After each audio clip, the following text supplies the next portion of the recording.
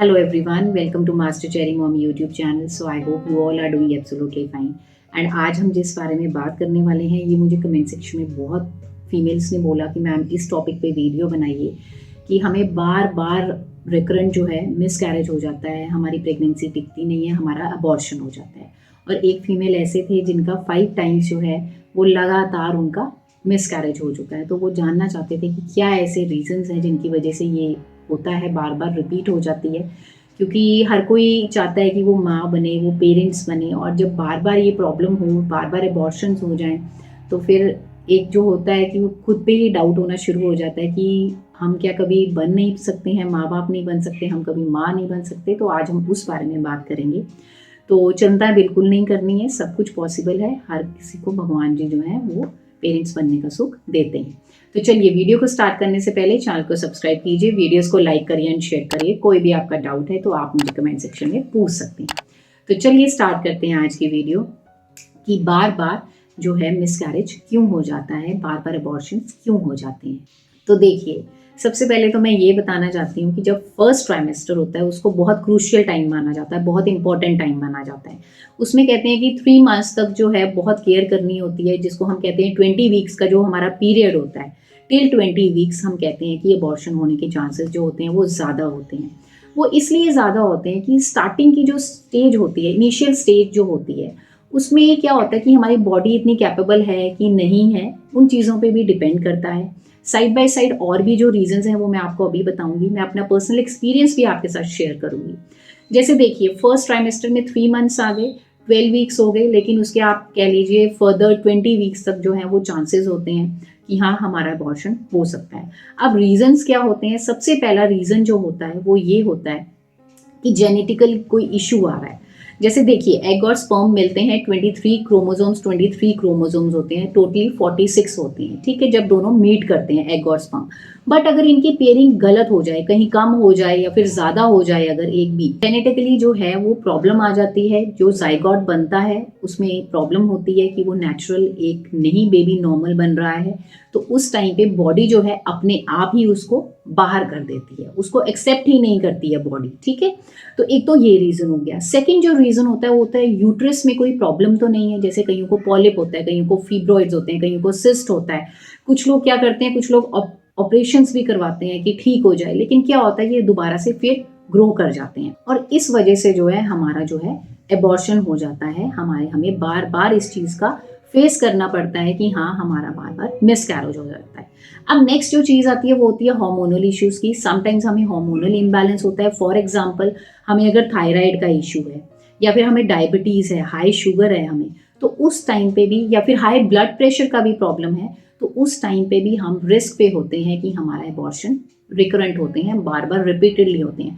Because sometimes क्या होता है, कईयों का थायराइड इतना ज़्यादा होता है कि डॉक्टर उनको पहले ही इंडिकेशन दे देते हैं कि विद इन द 3 मंथ्स कुछ भी हो सकता है, मतलब मिसकैरेज भी हो सकता है। कोई ज़रूरी नहीं है कि वो प्रेगनेंसी आगे तक जाए ही जाए, ठीक है। देन नेक्स्ट कम्स कि सर्विक्स आपका कॉम्पिटेंट है कि वो इनकम्पिटेंट है।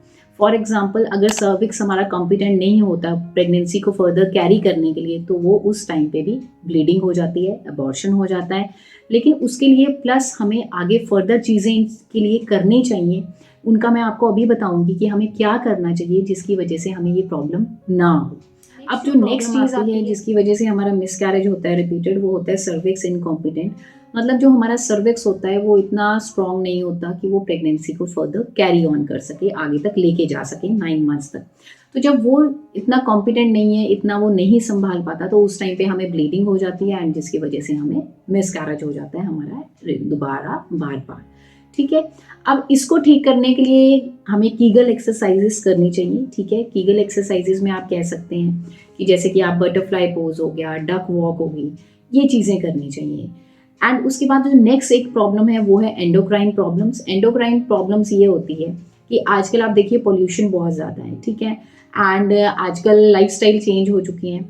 इतना केमिकल एक्सपोजर, जब भी हम किसी भी केमिकल एक्सपोजर्स में जाते हैं, जैसे कि फॉर एग्जांपल अगर हम परफ्यूम भी स्प्रे कर रहे हैं, तो ये भी हमारी यूट्रस की हेल्थ पे इम्पैक्ट करता है, ठीक है। तो जब ये चीज़ें इम्पैक्ट कर रही है, जैसे हमने मॉस्किटो किलर का स्प्रे कर दिया, वो भी स्मेल अंदर जा रही है, ठीक है। छोटी से छोटी चीज़ों की आप कह लीजिए, ये सारे केमिकल्स ही हैं।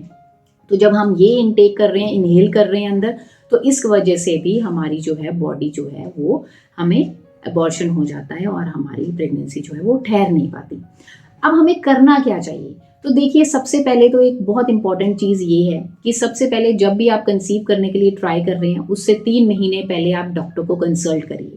डॉक्टर आपको फॉलिक एसिड कह लीजिए, मल्टीविटामिन्स कह लीजिए, आपके हार्मोन्स के टेस्ट करेंगे और उसके अकॉर्डिंग आपको फर्दर मेडिसिन प्रिस्क्राइब करेंगे, ताकि आपको फर्दर कोई भी प्रॉब्लम ना आए।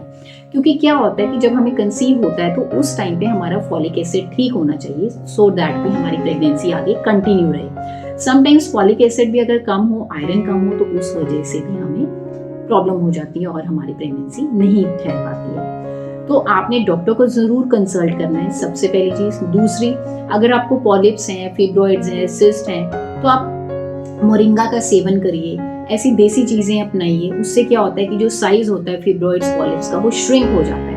और जब आप फर्दर अगर आप ऑपरेशन के लिए चले जाते हैं तो उससे क्या होता है, उस टाइम पे तो वो हटवा देंगे, बट लेटर ऑन ग्रोथ हो जाती है। तो इट्स बेटर कि हम देसी चीज़ें ले लें, ठीक है। उससे पहले ट्राई करके देखें, साइज श्रिंक हो जाएगा तो बट ऑब्वियस है हमारी प्रेगनेंसी आगे फर्दर जो है वो कंटिन्यू रहेगी और वो ठीक रहेगी। Last but not the least, जिसका हमें बहुत ध्यान रखना है, वो है ओमेगा फैटी 3 एसिड्स। हमें वो ज़रूर इनटेक करना है। चाहे तो आप कोई मेडिसिन भी ऐसी ले सकते हैं, आपको डॉक्टर बता देंगे, या फिर आप अपनी डाइट जो है वो हेल्दी रखिए। आप अपनी डाइट में ये ध्यान रखिए कि आपने आप बाहर का जंक फूड बिल्कुल भी नहीं खाना, आपने सिर्फ घर का खाना है, फ्रेश खाना है। मैदा, चीनी, ये चीज़ें आप बिल्कुल अवॉइड करिए, ठीक है। अगर मैं आपको अपना पर्सनल एक्सपीरियंस बताती हूँ, तो मेरी जो फर्स्ट प्रेगनेंसी थी वो ट्विन प्रेगनेंसी थी, और उस टाइम पे मेरा भी मिसकैरेज हुआ था। पहले एक बार मिसकैरेज हुआ, तो उस टाइम पे एक बेबी जो था वो ठीक था और एक जो था वो अबॉर्ट हो चुका था। लेकिन फिर क्या हुआ कि जो अंदर इन्फेक्शन हो गया, जिसकी वजह से जो दूसरा बेबी था वो भी अबॉर्ट हो गया। तो लेकिन अब मैंने उस चीज़ से ये सीखा कि जब मैंने सेकेंड टाइम ट्राई करना था, तो उसके मैं ट्राई करने से 4-5 महीने पहले ही डॉक्टर के पास चली गई थी, मैं और मेरे पार्टनर। एंड हमने डॉक्टर को कंसल्ट किया, उन्होंने जो भी हमें फॉलिक एसिड की टैबलेट्स कह लीजिए, मल्टीविटामिन्स कह लीजिए, वो दिए। एंड उसके बाद मैंने कंसीव भी हो गया मुझे, और जब मुझे कंसीव हुआ तो मेरी प्रेगनेंसी कंटिन्यू रही, एंड उसके बाद मुझे हेल्दी बेबी हुआ। तो इस चीज़ से मैं आपको यही एक सुझाव दूंगी, सजेशन दूंगी कि प्लीज़ आप ट्राई करने से पहले डॉक्टर के पास ज़रूर जाइए, उनको कंसल्ट करिए, ताकि आपके सारे टेस्ट हो सकें। रिपोर्ट्स में अगर कोई प्रॉब्लम है तो वो डॉक्टर ठीक कर सकें उसको पहले, ताकि हमें बाद में कोई प्रॉब्लम फेस ना करनी पड़े। तो आई होप इस वीडियो से आपको हेल्प मिली होगी, आपको पता चला होगा कि हमें बार बार रिकरेंट जो है मिसकैरेज क्यों हो जाता है, और हमें इसके लिए क्या करना चाहिए ताकि ये चीज़ ना हो दोबारा। तो आई होप आपको इस वीडियो से हेल्प मिली है। जाने से पहले चैनल को सब्सक्राइब कीजिए, वीडियोस को लाइक करिए एंड शेयर करिए। कोई भी आपका डाउट है तो आप मुझे कमेंट सेक्शन में पूछ सकते हैं। मिलते हैं नेक्स्ट वीडियो में। Till then take care, thank you and bye bye.